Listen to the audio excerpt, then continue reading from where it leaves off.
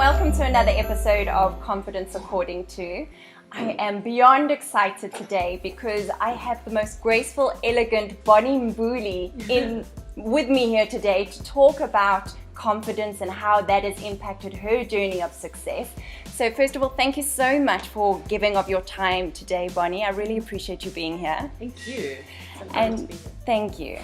And so I want to start out. So you are an actress, you're an author, you're a TV host, and most recently a radio DJ, talk radio host. Yeah.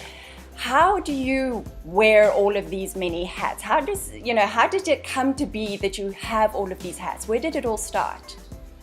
Yeah, I guess when I started out, I didn't think I was going to end up wearing so many hats. I specifically wanted to only be an actress, and I wanted to be a film actress, and I wanted to do TV occasionally, but I knew that I wanted to tell good stories, and I knew that I wanted to travel the world and tell those stories. So that part of my dream hasn't fully fleshed itself out. It's partly come to fruition. But then as time went on, I was kind of confused because I have so many talents. I can write, I can act, I also have an interest in academia. I'm so many things, and for a long time in just the psyche of the world, I guess people believed that you had to have a singular story and you had to excel at one particular thing, and that was the sure way to success. Yeah. And with millennials kind of changing the scene, I realized that I could be all those things that I wanted to be. And that I could explore all my talents and enjoy exploring them and celebrate them and be successful at all of them without feeling like I'm a jack of all trades and master of none. And then I think the challenge for me comes in when you are doing all these things, to find the thread that runs through all of them, to say throughout all these things that I do, there's this one specific purpose, an idea that I have in mind about what I always want to achieve. Yeah. And so no matter what I'm doing, I finally understand that I want to communicate. I'm a great communicator. I like to share people's stories, and I like to give a platform to people's stories. I also love to encourage and uplift people through storytelling. And essentially, I want to take information that perhaps feels inaccessible and tough to understand and break it down into smaller, simpler parts that everybody can relate to. And that's at the heart of what I love to do. I love to tell stories that transform people's lives. And it's so wonderful, like you said, about getting clarity on how that is a common thread, even though you've got all of these different hats that otherwise in the past we would have thought that the one waters down the other, and so it goes. So it's so wonderful to have all of that strengthened by that common thread. Yeah. I think that's such a lesson for women, and particularly women entrepreneurs these days, giving them permission to do that. Absolutely. And for me, it's a journey of just discovering yourself. Some things I do not because I'm necessarily good at them. I do them because they're breaking a wall, a barrier inside of me. I recently went to audition for a musical. Wow. I can sing, but not well enough to carry a musical and be the lead in a musical. I can dance, but not well enough to star in a dance show. But I needed to go to that audition because I wanted to break a barrier of fear. I wanted to kind of strip away a level of cowardice that I'd grown comfortable in, because there's certain things that happen to you as a woman as you get older, or you move into having children. Now I'm a mom of two. I had a divorce 6 years ago. There's certain things that come into play where you start to be a little bit fearful, a little bit more cautious, and you think, I wish I was as daring as I was when I was younger. Or what happened to that fearlessness in me? And you can get those things back by just tweaking here and there, making adjustments, and doing things not because you're going to get money out of it or you're going to be particularly successful at it, but because you're going to break through a barrier. And so I'm a big advocate of women getting out of their comfort zones, because that is a dangerous place, that level of comfort. Yeah. And so for you, where you say that you're breaking down those barriers, is that you are conscious about those decisions that you're making and intentional? Absolutely. I'm always intentional about becoming fearless. It's not going to happen just because you wish it to be so. You have to step out every day and not be afraid to sound stupid or look stupid or to be embarrassed or make a mistake or even tell people that you made the wrong decision and it landed you up in a place that needed for you to go back to the drawing board and re-examine or reframe, what your path is going to be. And what comes to mind is a couple of years ago while I was married, I decided to pack up and move to LA. Wow. Yeah, put everything in storage. Some stuff I gave away, some stuff I sold. I moved to LA with about 1,000 rand in my bank account. Mm-hmm. Wow. I had a place to stay because there was a director I'd worked with previously who had offered up his place for us to stay while we were there, and I'd gotten an agent in LA, and it was like a case of now or never.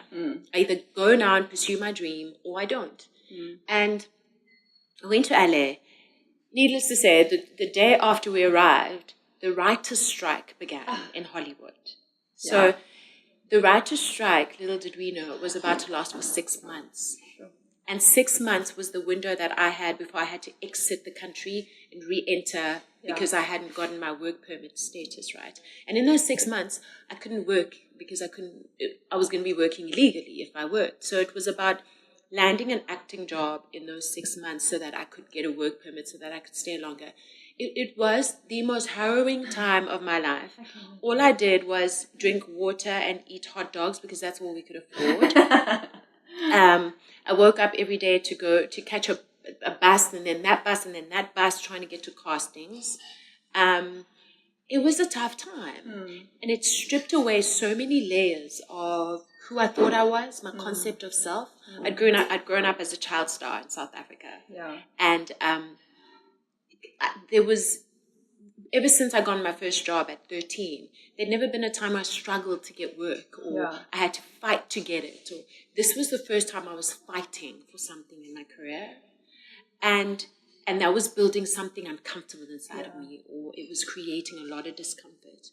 And 6 months later, my visa expires, and I need to exit and re-enter again. And I kid you not, the day after I exit LA, the writer's strike ends. Yo. Right? A message from the universe? Yeah. Not time. Yeah. And it's something I often ask myself, like, because people say, you've got to pursue your dream. You've got to say yes. You've got to find out. And sometimes we do all those things and we still fail or we still get disappointed. And it's then about going forward and how do you reconcile what happened, where you're at, and your belief system? How do you fit what just happened into your framework and understanding of, if I put in the work, if I believe, then this will happen. And sometimes there's no formula. It doesn't happen like that, right? Yeah. So I come back to South Africa completely disillusioned. Yeah. And sad. Yeah. And I fall into this deep depression. Sure. I think I went on to meds 3 weeks after I landed back in South Africa. I was having these insane panic attacks. They would wake me up at night. Yeah. I'd lost so much weight. It was dismal. I was like, what happened? Why didn't the formula, go as planned? And some people were like, oh, you didn't plan well enough. You should have gone there with the plan of how you were going to get a green card, how you were going to do this, how you were going to do that. And some people were like, you shouldn't have done it at all. It's crazy to think you're like a South African girl can just show up in LA and land the right job. So many things went through my head, and I felt a lot of shame. I felt a lot of embarrassment. So I went on to the meds and stayed on meds for like another 5 years. Because I then realized what happened was, and this is what I love about pursuing a dream, is that when you pursue a dream, you think when the dream comes to fruition, it's gonna be the thing that changes your life. But the pursuit of the dream itself changes you. Yeah. And I found that in my pursuing this dream, it was stripping away layers of stuff I hadn't dealt with my whole life. Wow. Something was going to push me to depression. Whether it was pursuing a career in LA and it not working out, or whatever it was. But I was bound to end up at that point because there were things I hadn't dealt with. There were things that were festering inside of me that needed to be looked at by me, and I needed to be pushed into a corner and have my back up against the wall to say, okay, you have to deal with this. Sorry, the only way is through now. Yeah. You know? Sure. And out of that then came this book that I wrote in the depth, in this hole I was in. Yeah. I literally always say that I write myself out of holes. Yeah. When I feel like I'm in a ditch and I'm trapped in it and it's dark and cold and dingy and I'm sad, all I need to do is write, because that's how the light comes in. Yeah. That's because I've also learned that there's some gifts are there to make you money. Some gifts are there to make you happy. Yeah. And some gifts are just to, pass time. And some gifts are there to carry all your other gifts and to bring light into your life. And writing does that for me. And so I wrote myself out of this hole. Wow. Ended up being a book, and it ended up being a bestseller. And in that book, I write about all my failures, all the things that brought me sadness, all the things that I hadn't dealt with, all the things that had made me feel like I would never amount to much. Yeah. I just bear it all in the book. Sure.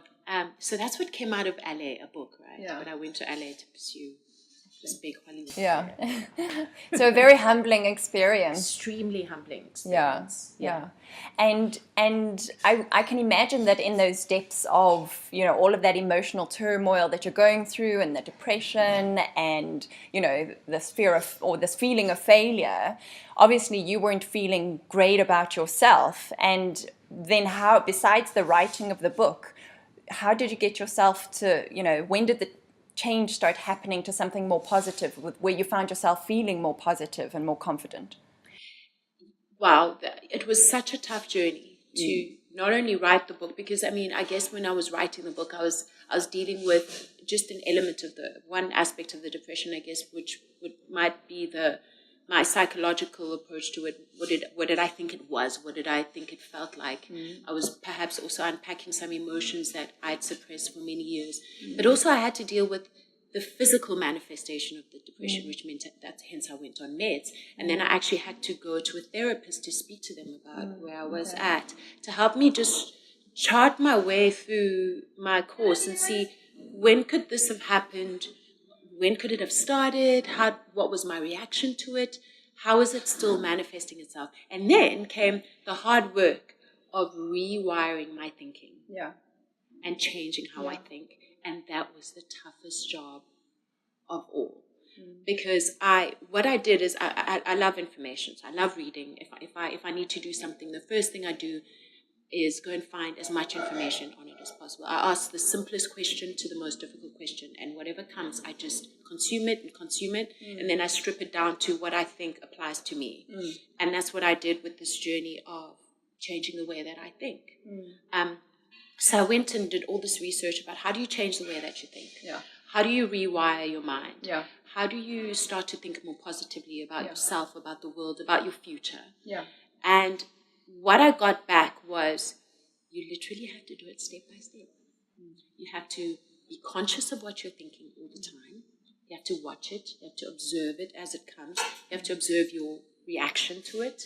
You have to know that point at which you own it and accept it, and decide whether it's a thought that is true about yourself or that is foreign about yourself, and whether you want to discard it or own it. It's hard work, because I had to become a watcher of my thoughts. I had to bear witness to what was going on in my mind, and to remember to do that all the time. I had to sustain that, and I had to maintain it.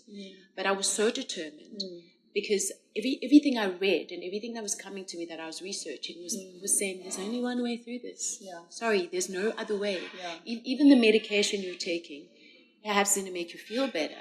But if you want long-term answers, and this is how I started to see what I was going through as a transition. So I thought to myself, okay, why are you taking meds right now? And I thought, okay, picture that your leg is broken. You go to a doctor, they say to you, in order for your bones to rehabilitate and for your leg to heal itself, your body to help your leg, you have to put it in a cast. So I saw the meds as a cast. Okay, I'm giving myself certain amount of time to have this cast on. And while the cast is on, I'm going to learn how to think better, how to be more supportive of myself in the way that I think about myself and my future. And then when I'm ready and I'm feeling strong enough, I'm going to take the cast off and I'm going to run. And I thought, okay, great, I have a plan through this, because as much as the meds were giving me, they almost gave me time off of just that like treadmill of running every day, trying to catch up. Because every morning I woke up, I felt like the whole world is about 10 steps ahead of me, and I'm just struggling to get off the starting line. Yeah. So when the gun goes off, everybody starts running, and I'm still sitting in bed going, but I can't get out of bed, but it's so painful, but I'm so sad, but I'm so hopeless. And then maybe it takes me halfway through the day, then I'm getting out of bed, and then I'm starting to pick up the pieces. So I thought, okay, the meds allowed me time off of that. I was able to almost mechanically just get out of bed, keep going. Yeah. You're not too happy, not too sad, just, phlegmatic, just mild. And that really helped me think. It gave me room in my mind, gave me space in my mind. And what was the biggest lesson for me while taking the meds was I hate asking for help. Or prior to that, it was such a struggle to get help, or to say to people, I need help in this way, or I'm failing at this and I think I don't know how to do it. Could you perhaps know better, and could you tell me how to do it? And having to wake up every day and see this little white pill and know that without this little white pill, I possibly may not be able to get through the day, was really humbling. Wow. And there were days I refused to take it, weeks I refused to take it, and then I would literally fall flat on my face. Wow. And then that was humbling again, picking myself up and saying, oh, you thought you could do it without it. Okay, now you have to start again. Ongoing process. Absolutely. But the day came when I was like, I'm ready. I'm ready to stop taking the meds.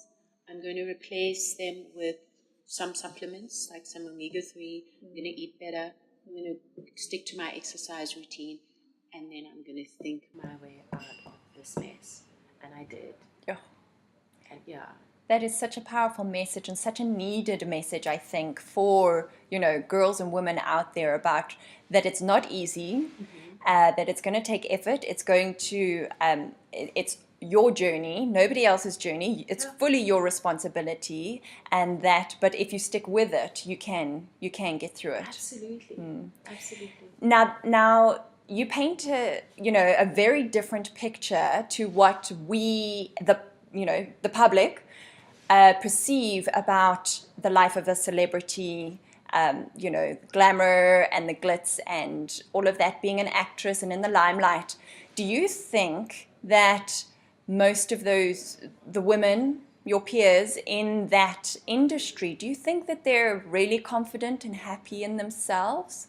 What do you think the general feeling is? That is my hope for women in this industry. Women everywhere, I think, women in any industry, is that their confidence would come from a real place, a place of stillness, a place of belief in self, a place of liking and loving oneself, enjoying what you do, and believing that you're there because you chose to be there, and that's your purpose, and that you can touch many people's lives. I mean, there's so many positive things we could say about what a positive, good feeling is.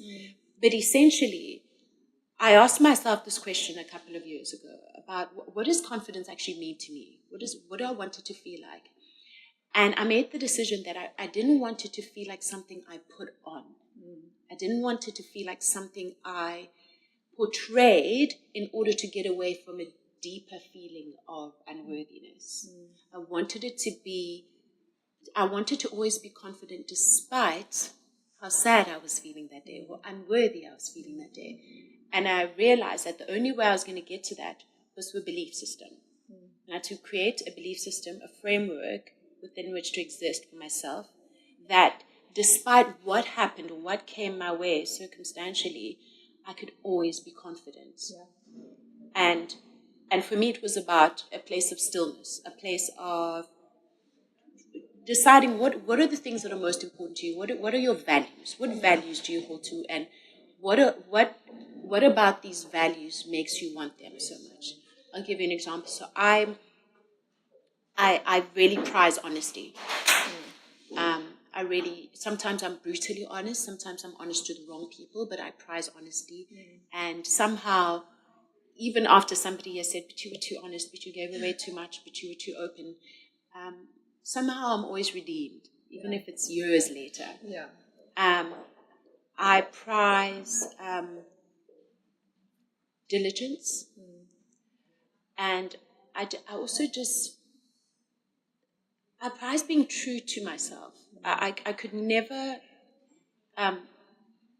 pay a price for something that I really want, that I know I can't afford. Like I know that I can't give up my soul and my truth to get something that I want, because that thing that I want is then not worth it. If it means giving up of myself and my truth.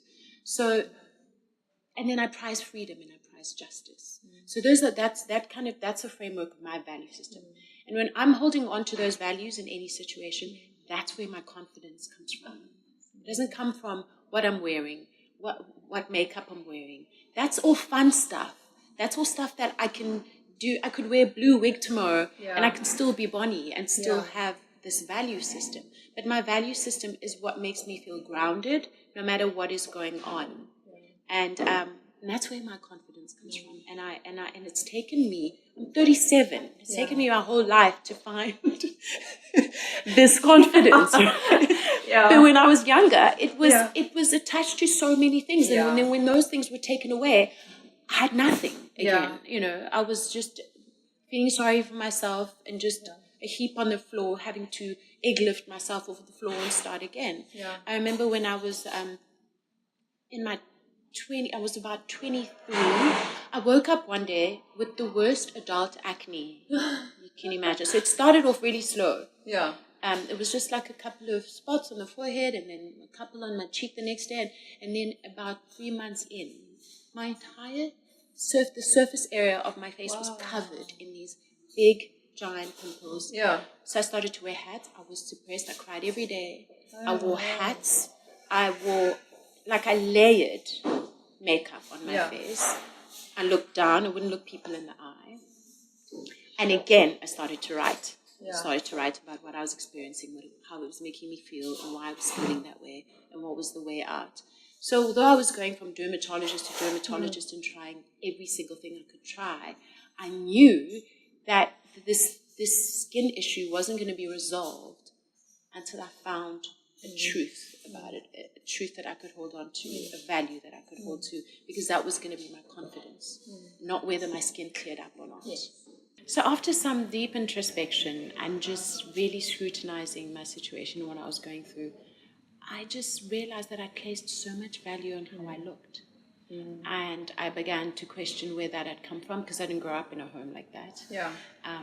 And I realized, because I was in this industry, I'd been a model already, I was on TV as a presenter, I was an actress, I was always in magazine covers. I realized that world had created this need in me to focus on how I looked all the time, and I'd invested too much time in that.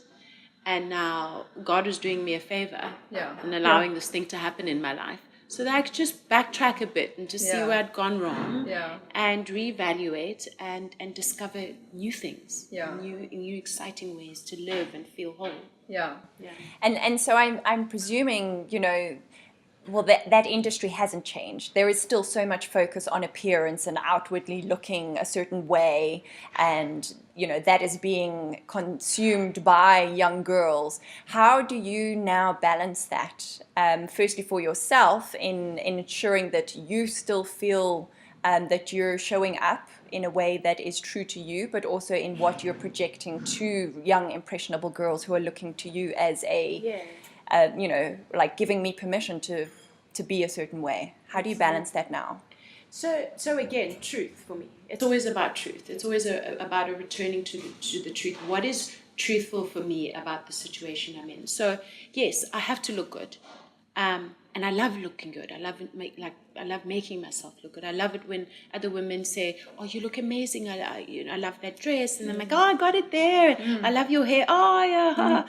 We all love that, right? But then, what is it for? Then I have to ask myself, well, To what end? Yeah. Is it just something is it a feel-good thing to get an ego massage? Yeah. How could you use that for a greater good, or to arrive at an even more meaningful place for yourself and people around you? And now for me, looking good and making myself look appealing to anyone, it just means that they are more likely to just give me 5 minutes of their time so that I can speak to them about something important. Okay. So that's how I see means it. I'm to an like, end. it's just a means to an end, right? It's just a Okay. vehicle. Okay. It's not an end in itself. Yeah. So it's necessary and it's fun, but what else am I going to do with it?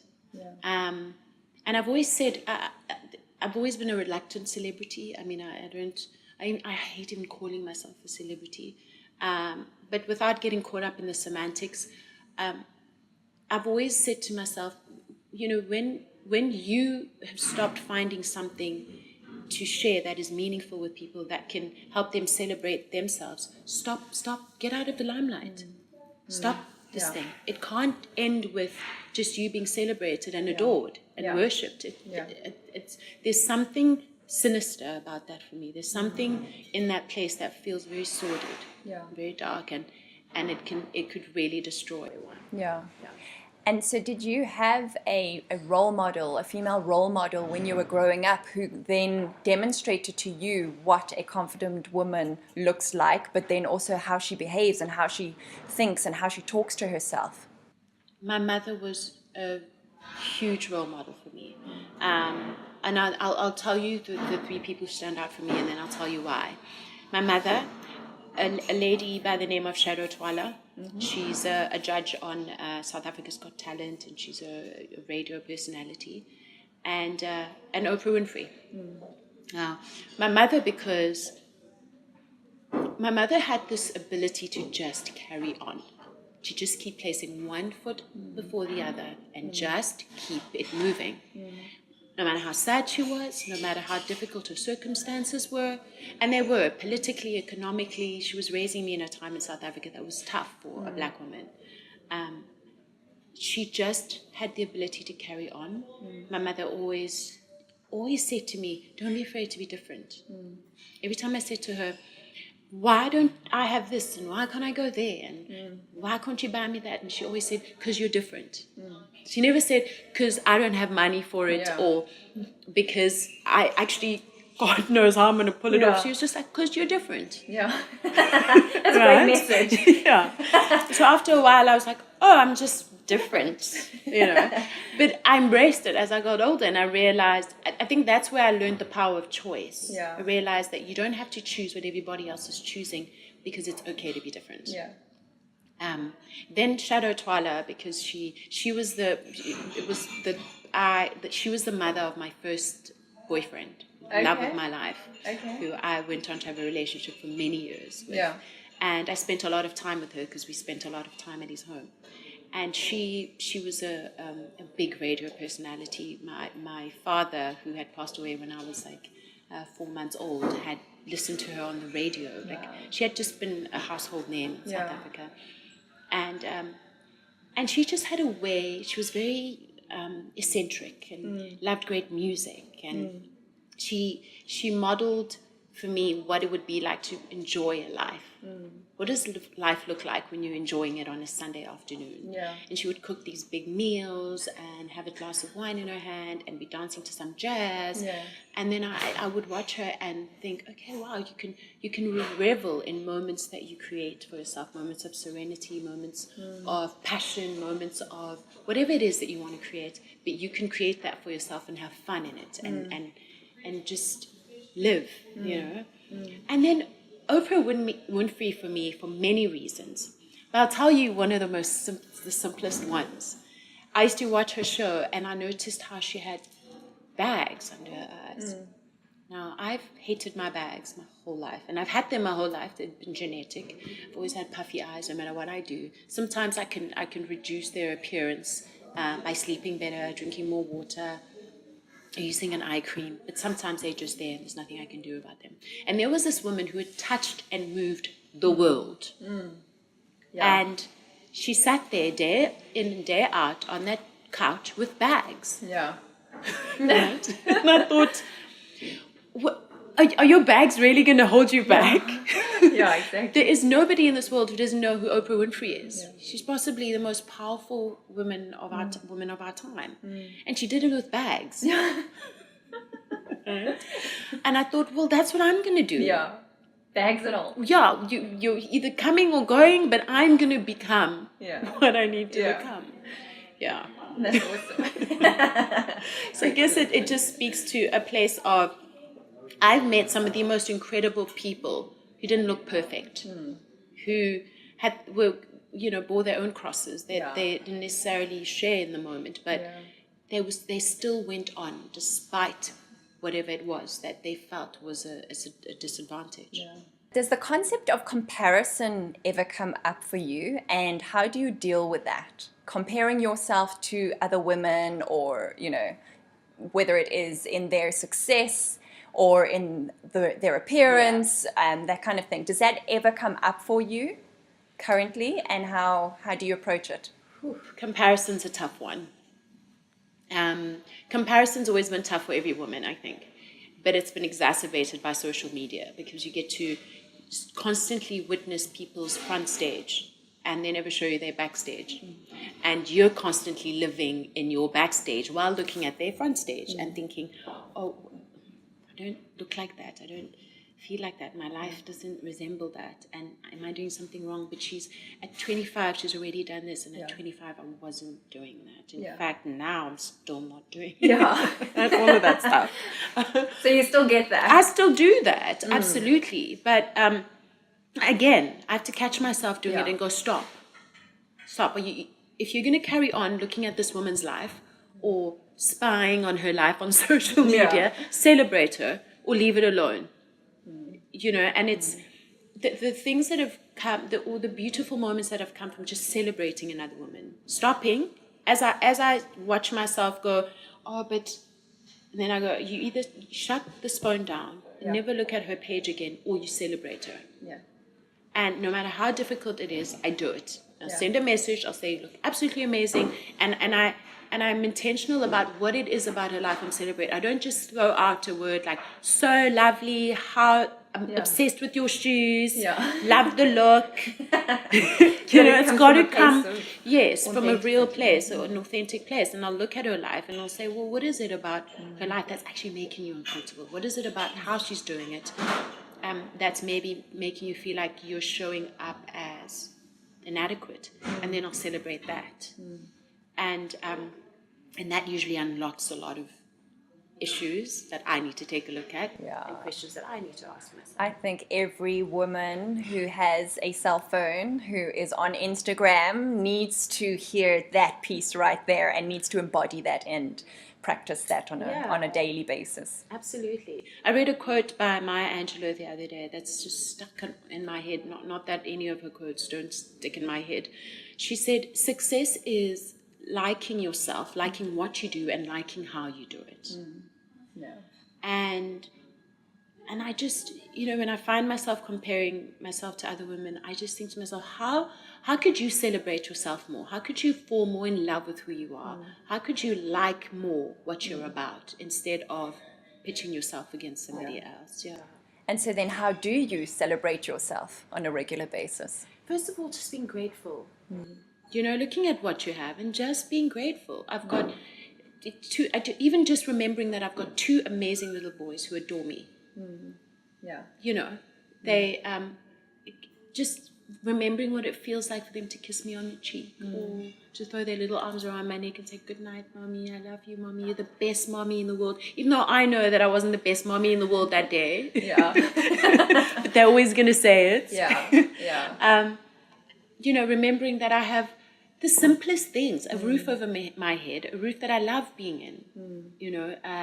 I have food on the table and I can choose to eat what I want. I can choose to cook what I want. If I'm craving something, I can go out and buy it. A lot of people don't have that.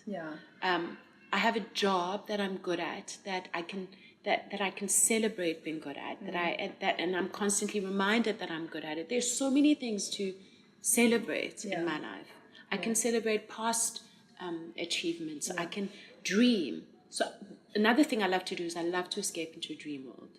I just go back and visit my dreams and think about the things I still want to do, why I want to do them, and how I think I could achieve them. And then before I know it, an hour has passed and I've forgotten about that thing I was comparing myself to.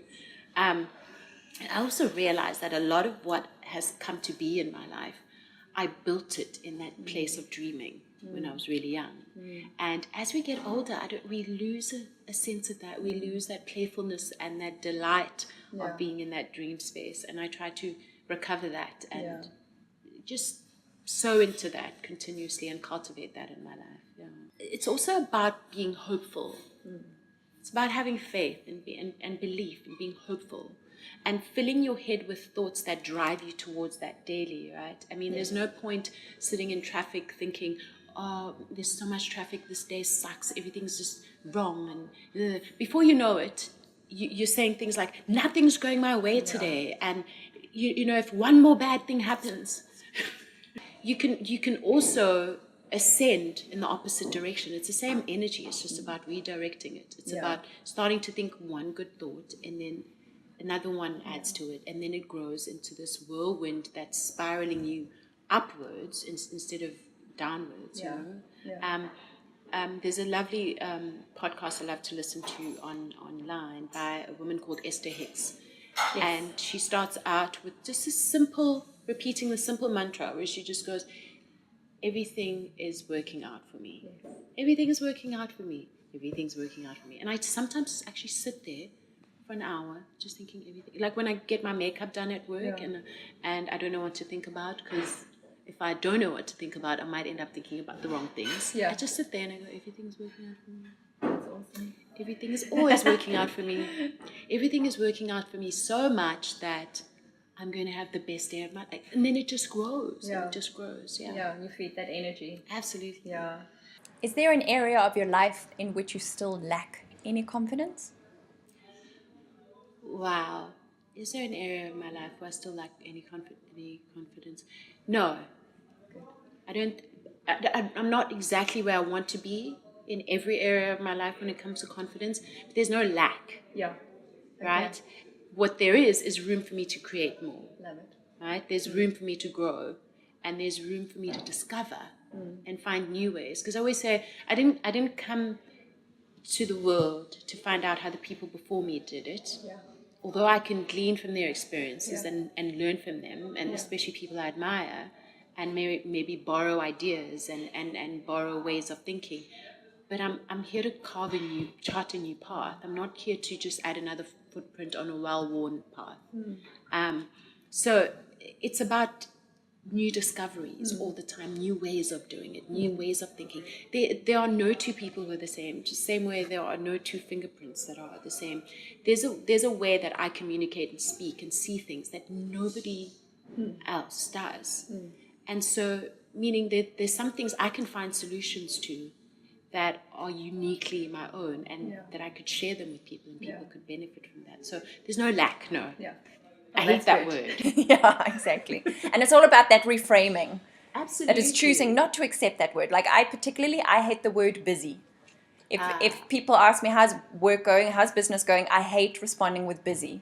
And I've chosen to reframe it and say it's fun and it's fruitful, because that's what I want it to be. Awesome. Yeah. Absolutely. Yeah. What are some of the daily practices that you implement to keep your mind, your body, and your soul aligned to this truth that you've told us is on which you ground everything? So what does that look like on a practical level? On a practical level, firstly, I pray. I pray. Whether I wake up in the middle of the night feeling anxious and don't know why I'm up, I just pray. And then suddenly I'm sleeping again. Or I wake up in the morning thinking, I can't get out of bed and I've got to go make the boys lunch. But I just pray and I jump out of bed. Yeah. So that's another thing I do is when I wake up in the morning, I jump out of bed. Okay. I don't. Yeah. I attack the day. I don't give my mind time to talk you into how are staying. You feeling about today? Yeah. Are you going to like today? Are you liking? I just get up and I get on with it. Right? Yeah. And then I take deep breaths. I do a lot of yoga, and I've trained as a yoga teacher, and I just discovered the beauty of breathing. Yeah. Just just bringing in new life into your body. Yeah. And after all, breath is life. Yeah.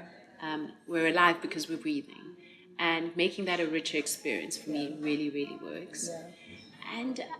And just remembering, again, that mantra, everything is always working out for me. That's great. Yeah. That's awesome. Those are just some of the practicalities that I would do. And sometimes on a weekend, I'm doing something different. I'll sleep in on a weekend, and I'll pick up a book and read it. Yeah. Give yourself that permission. Absolutely. Yeah. Because I think, like, I'm all about the personal development, but you need to give yourself sometimes permission to just step away from it, because it is a practice. It is like going to the gym, and as much as you might enjoy going to the gym, sometimes you need a rest day in between to give your muscles, time to repair. So it's okay to also give yourself a weekend off. I absolutely agree. Yeah. And also, I make mistakes. I fail, right? Or I fail at the things that I set out to do that day. Or I procrastinate. Or there's some things that I don't like that I do. And you know what? I also give myself permission to be that. Yeah. And some days I look at myself and I say, well, you pretty much just really messed up today. And then I'm like, how badly did I mess up? I know you messed up so bad. What are you going to do? And then I'm like, I'm just going to face it. Yeah. I'm just going to take it because tomorrow's another day and I won't mess up tomorrow. Yeah. And we're so afraid of sitting in the mistakes and that feeling of failure or that feeling of disappointment because we're afraid it's going to overtake us. Yeah. But you can actually move through it as well. Yeah. Just go, today was bad. I'm just going to swim through. Okay. Yeah. I see how I spoke to that person. I lost my temper with my child. Yeah. I snapped at my partner. I'm not quite sure why. And I escalated it. And now I've given him the silent treatment. This is bad. Okay, just keep. Yeah. And so it's that introspection. Yeah. Like watching yourself almost as a third party. Absolutely. Yeah. What advice would you give to a young girl or a young woman who you can see has a low self-esteem or she's not feeling confident? What would you say to her? Oh, sure. I think the first step is to know it. You have to know that you are that way. Yeah. There could be things that are happening in one's life that are giving you clues to the fact that something's wrong.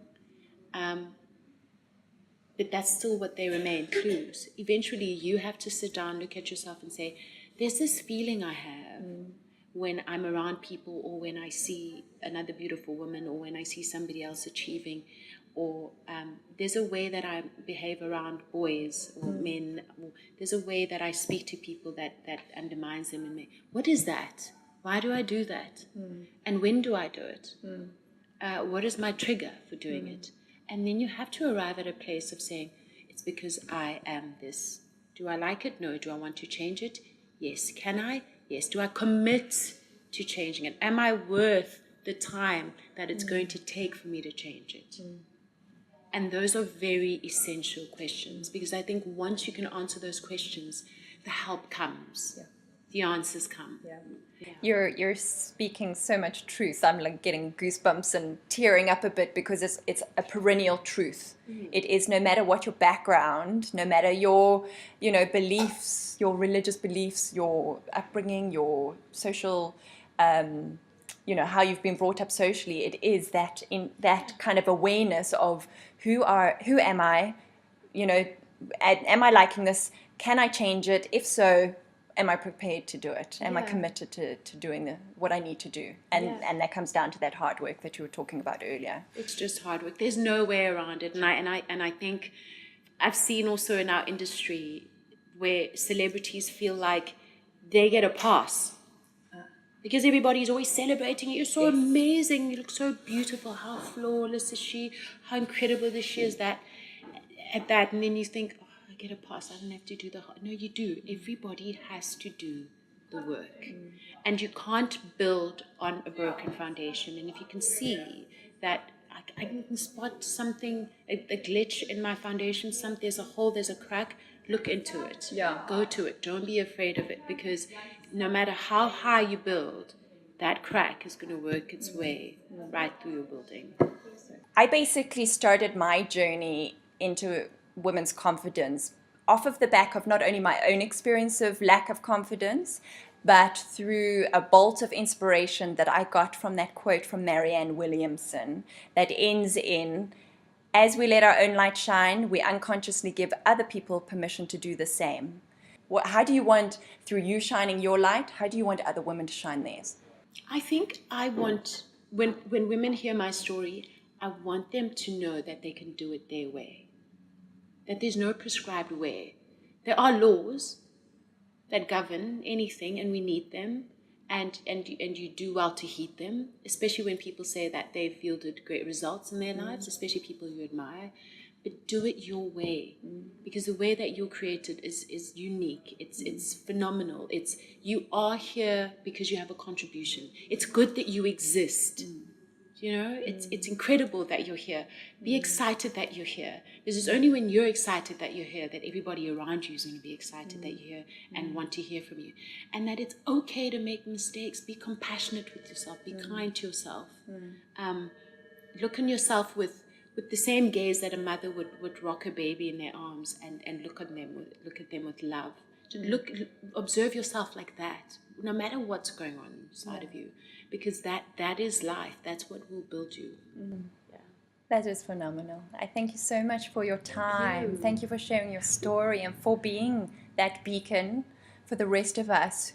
And it's so wonderful to hear so authentically from you that, yes, any woman can be, you know, anything that she dreams of. Thank you. And thank you for giving me this opportunity so that I could hear myself say these things again. Isn't it wonderful? Because I need to hear them again and again. Yeah. Thank you. Thank you. Awesome. So that's it. Thank you so much for watching this episode. I'm sure you're just as inspired as I am. I feel like this is a therapy session. And yeah, where can people follow you? Because, you know, with your kind of everything that you stand for, people obviously want to get to have a little bit of your input into their daily lives. So I'm definitely going to create more platforms for people to follow me. But for now, you can find me on Twitter at Mbuli. I'm on Instagram at Mbuli again. And you can find my book at the Book Lounge or at Exclusive Books. It's called Eye Bags and Dimples. Love it. And I'm on Afternoon Express, a TV show on SABC3. It's live every day from 4 to 5 p.m. And I'm a freelancer at Cape Talk, a talk show host on Talk Radio. And I kind of pop up everywhere every now and then. Wonderful. Well, keep doing what you're doing, because you're so shining your light. And I, for one, am so inspired by that light. So thank you. So much. Appreciate it. Awesome. So please do go and follow Bonnie if you aren't already. I'm sure you are. And otherwise, keep on your confidence crusade, girls. Thank you.